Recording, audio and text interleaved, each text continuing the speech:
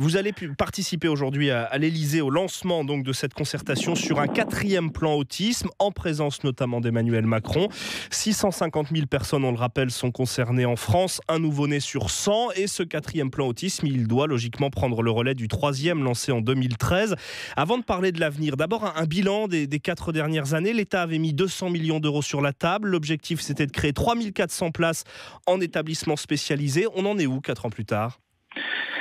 Eh bien, 4 ans plus tard, nous avons fait le bilan de ce 3e plan autisme qui fait quand même que le délai moyen pour réaliser un diagnostic de l'enfant est actuellement de plusieurs années.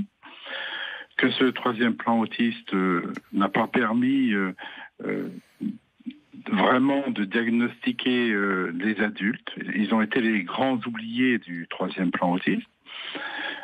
Ensuite, la majorité des formations des professionnels de santé n'intègrent pas les connaissances récentes de l'autisme. Et ça, c'est un petit peu dramatique.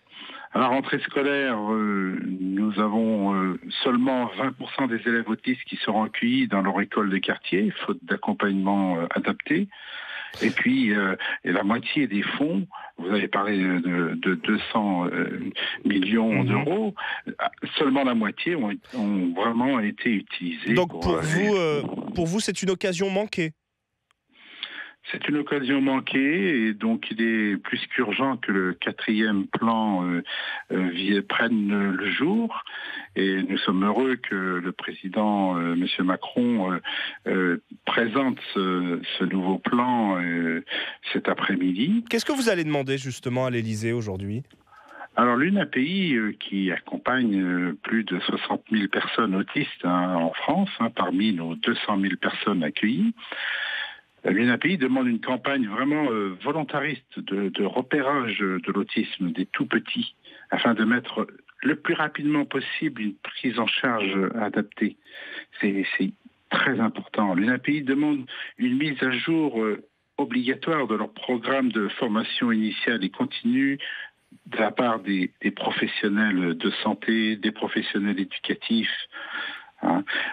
L'UNAPI demande que tous les élèves autistes soient accompagnés dans leur école de quartier, tout en prenant en compte leurs spécificités. Leur scolarisation doit être rendue effective grâce à cette formation aussi des enseignants.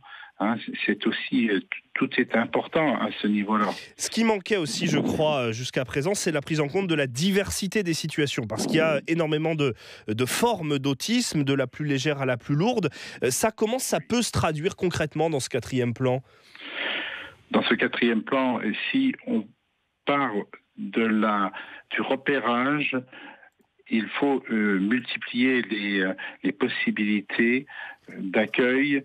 Il faut une palette d'accueil importante et on demande aussi une offre renforcée d'établissements et services afin que on cesse aussi d'exclure les personnes autistes qui sont parfois les plus compliquées.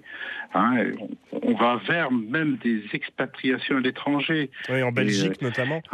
Tout à fait.